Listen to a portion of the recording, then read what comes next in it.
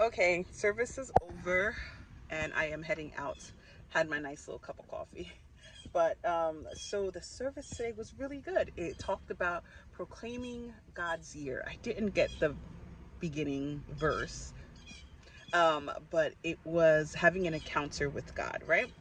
And because they're doing something different this year, they're doing like a revival, like a 3 night service, to give people a chance to have an encounter with God, which is great. Like a revival, that's awesome. Um, but Yeah, so it was talking about having an encounter with God, and he connected it with the story of Moses. And I love the Ten Commandments. I mean, that's a great movie. And then also Prince of Egypt. You can also refer it to that. Let me put on my window so I'm not cold. Yeah, so he was talking about um, how Moses, grew up in the Pharaoh's house or palace, and how he was who he was throughout the whole throughout his life. And then when he killed the Egyptian because they were beating on a Hebrew, yeah, one of the Hebrew slaves. Um he you know he left he left his the palace to go like in a desert, to go live in a desert for 40 years. And he lived, I guess, or he was staying at Sinai, near Mount Sinai, where it was considered like God's mountain, the mountain of God. And that's where he encountered God there.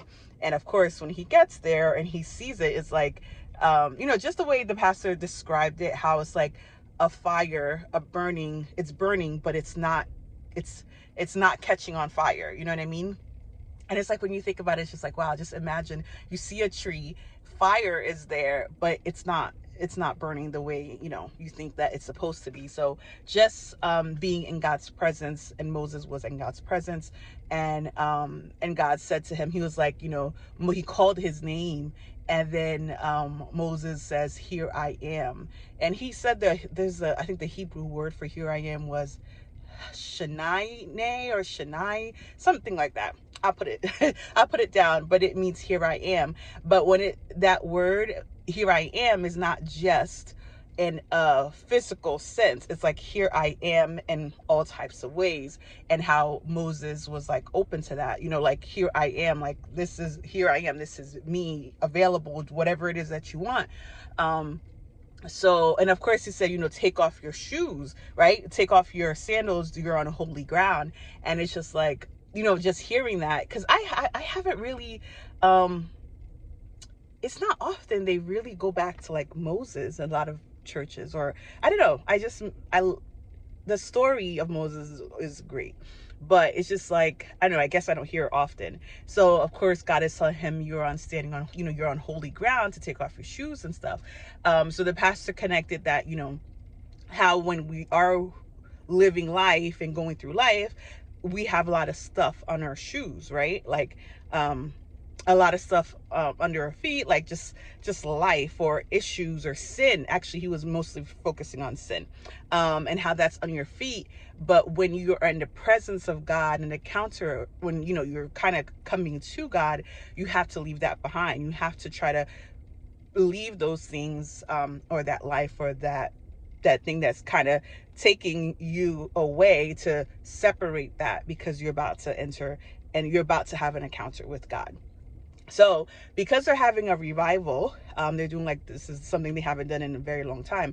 They're doing like a 3 night revival during the week. And it's about, having an encounter with God, and of course making this year to be an encounter with God. And something he said, that it was like, oh, um, um, it was like, he was saying, like, God takes you out to the desert, and like away from, separate yourself. And of course, when he said Moses, he was in the Pharaoh's palace, but then he went like almost in a hiding in the desert. So that's where you have to find yourself, like, away from every day, away from everything, in order for you to have that space where you can focus, where if God is showing you someplace that you can actually focus on that. So of course you may be in a desert by yourself, whatever the case might be. And and that's where God needs to put you in order for him for you to encounter him in a different way.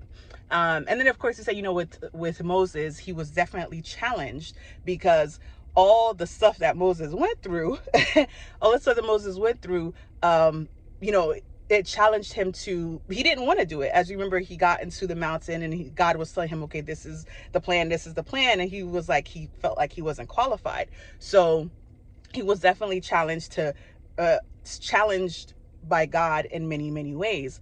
And then also he spoke about the scaff. Is that what they call? The thing the pole, not the pole, but you know what I mean. Yeah, it's the scaffold or the scaff. And how, God said, lay it down, and he did, and it turned into a snake. But he used that snake. He had that with him all the time. And that's what God used for him to do all the different things that he had to do to get the Hebrew out of Egypt. But yeah, it was a very interesting, it was a great service in general. And he talked about, of course, like, what God is going to give you in your hand. It is yours, but it's not yours. It's not yours. It's like he's giving you something to work with, but it is for his glory regardless. And as you know, the story of Moses, how he literally, with that scaffold or whatever you want to call it, I can't think of the word, forgive me, how you get to, he's serving God with it. And even though it was it was Moses's, but he's serving God with it by doing what God is asking him to do. So overall, it was great. These are the things I could remember like off the top of my head. So just thought I would share that. And yeah, now I'm gonna head home because I gotta go to work in a few hours and go to work again tomorrow. All right, have a great Sunday for those who are doing anything this Sunday. And it's the first Sunday of the year. So yeah, look into that. Look into Moses, the story of Moses. I might have to just go back to that, because I mean, the things, the challenges, of course, that Moses had to endure, and just his life, just knowing that he was, all these different things he experienced were like, wow, that is a life. You live your life one way, living in the riches and the palaces, but then your real root of who you are is in you. And then even when you think like, okay, I'm going back to the way I used to live. He was sitting here, being leading sheeps for 40 years in a hidden desert, right? But in that moment, he's even called to something much, much bigger. So, I mean, what a great encouragement. And that's what I like about this church specifically.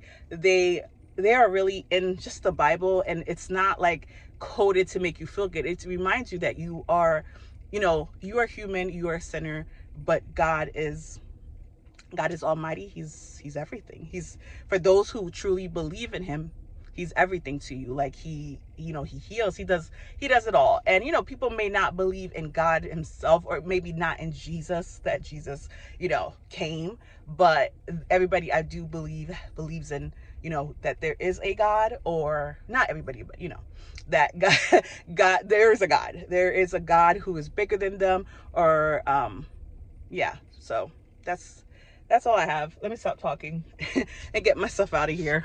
All right, have a great day.